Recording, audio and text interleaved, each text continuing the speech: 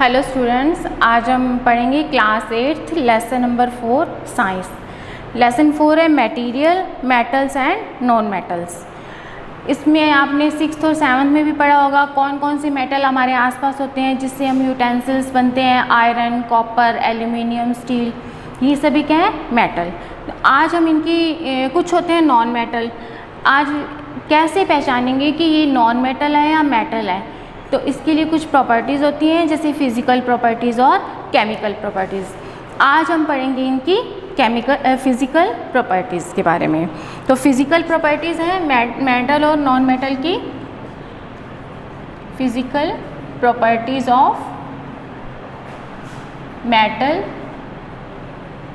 And non metal.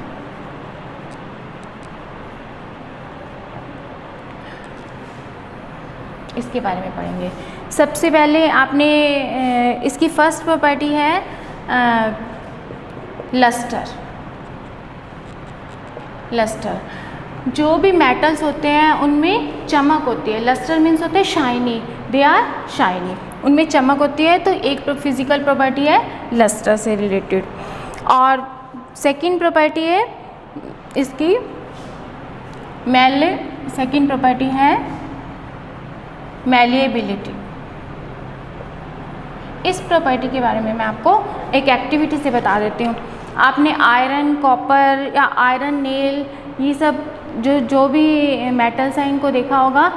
जब आप इसके ऊपर हैमर से स्टिक करते हो, इसके ऊपर हैमर से जैसे वार करना कहते हैं जिसको करते हो, तो क्या होता है, ये जितनी बार आप हैमर से इसके ऊपर स्ट्रक करोगे तो क्या होगा, ये एक पतली थिन लेयर में या थिन शीट में कन्वर्ट होता जाएगा और इसकी लेयर कितनी पतली होती जाएगी और पतली होती जाएगी।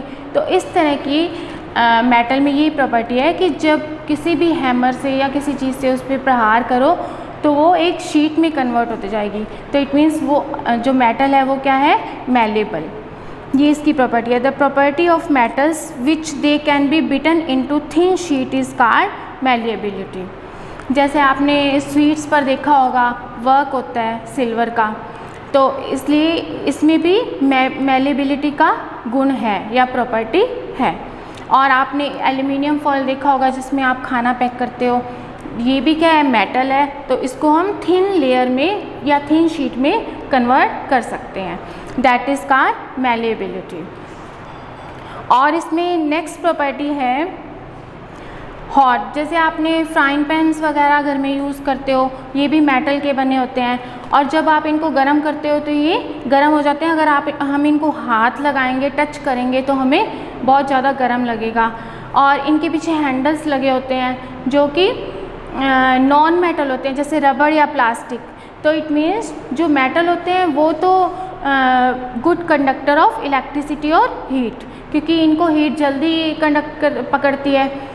और जो इनके पीछे हैंडल्स लगे होते हैं ये होते हैं नॉन मेटल, इट मीन्स रबड़ या वुड के भी होते हैं जिनको हम पकड़ सकते हैं इजीली, और इनमें ये हीट के बैड कंडक्टर हैं। It means non metal is bad conductor of electricity and heat.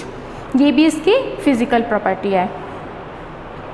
और नेक्स्ट प्रॉपर्टी है इसकी, हाँ, एक ये हार्ड होते हैं या फिर सॉफ्ट होते हैं। जो जैसे आयरन नेल है या फिर कॉपर, सिल्वर, ये सब क्या हार्ड होते हैं काफ़ी, ये भी इसकी प्रॉपर्टीज़ में आता है। और कोल होता है, ये सॉफ्ट होता है, ये होता है नॉन मेटल। अब जैसे आयरन की नेल पे हम बीट करते हैं हैमर से तो ये थिन लेयर में कन्वर्ट हो जाता है। बट कोयला जो होता है उसके ऊपर अगर हम हैमर या किसी चीज़ से बीट करेंगे तो क्या होगा, वो टूट जाएगा, इट विल बी ब्रोकन। तो ये प्रॉपर्टी कोल में नहीं होती। आयरन, कॉपर और एल्यूमिनियम, गोल्ड, इन सब में ये प्रॉपर्टीज़ होती हैं। नेक्स्ट प्रॉपर्टी है डक्टिलिटी। इट मीन्स डक्टिलिटी में क्या होगा, थर्ड प्रॉपर्टी है ductility. The property of metal by which it can be drawn into wires is called ductility. इस प्रॉपर्टी में ये इसको जब बीट किया जाता है, जो भी मेटल है, तो वो किस में कन्वर्ट हो जाता है, ये वायर में कन्वर्ट हो जाता है। तो इस प्रॉपर्टी को कहते हैं डक्टिलिटी। और इसमें क्या है कि जैसे आपके घरों में स्विचेस वगैरह, ये वायर्स लगी होती हैं, जो इलेक्ट्रिक वायर्स, ये कॉपर की बनी होती हैं, और इनके ऊपर क्या होता है, रबड़ या प्लास्टिक की वायर होती है, वायर से इसको वायर को कवर किया जाता है। क्यों कवर किया जाता है? क्योंकि अगर हम डायरेक्ट उस कॉपर की वायर को हाथ लगाते हैं तो क्या होगा, करंट उसमें पास हो जाएगा और हम टच नहीं कर पाएंगे, हमें करंट आ जाएगा। बट उसके ऊपर हम नॉन मेटल, इट मीन्स रबड़ या प्लास्टिक की वायर से कवर कर देते हैं उस वायर को, और हमें करंट नहीं आ सकता इससे। तो इट मीन्स ये मेटल्स जो होते हैं, ये डक्टिलिटी का भी की प्रॉपर्टी इनमें होती है, जो मेटल्स होते हैं। और नॉन मेटल में ये प्रॉपर्टी नहीं होती, और वो बैड कंडक्टर होते हैं हीट और इलेक्ट्रिसिटी के। और नेक्स्ट प्रॉपर्टी है सोनोरस। आपने आयरन की बेल देखी होगी, जैसे मंदिर वगैरह में जाते हैं तो वहाँ बेल लगी होती है, घंटी लगी होती है, उसको हम जब बजाते हैं तो क्या होता है, साउंड क्रिएट होती है, और वो हवा में गूंजती है वो साउंड।